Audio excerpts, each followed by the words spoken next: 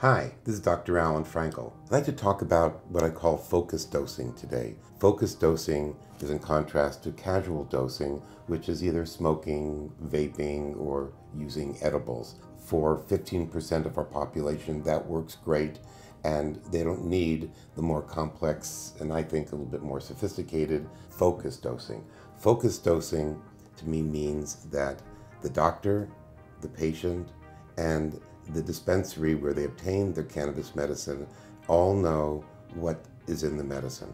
So that when the patient calls me in follow-up and says they're doing well or they're doing poorly or they're doing well in some areas and poorly in others, if I know how many milligrams of CBD, THC, how it's administered, and I've examined them and I know their history, I can pretty much help them adjust a few milligrams one way or the other. Then they try that for a few days, just like all medicine is done, and then you call the physician back and you make adjustments.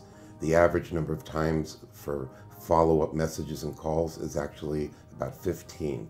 So it is a process, but it's important to have focused medicine with known very specific doses accurate to the milligram in order to be able to achieve this.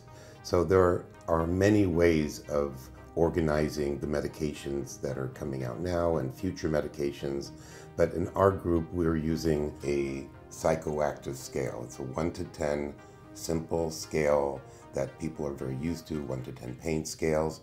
A 1 to 10 psychoactive scale goes from all CBD to all THC. So a medicine that's a number 1 medicine could be in a capsule, a spray, or other format. It's from a plant that produces oil that's all CBD oil, or virtually all CBD oil.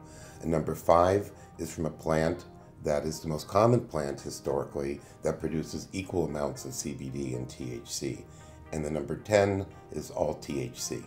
So as we go from 1 to 5 to 10, we're initially keeping CBD steady, but THC is climbing.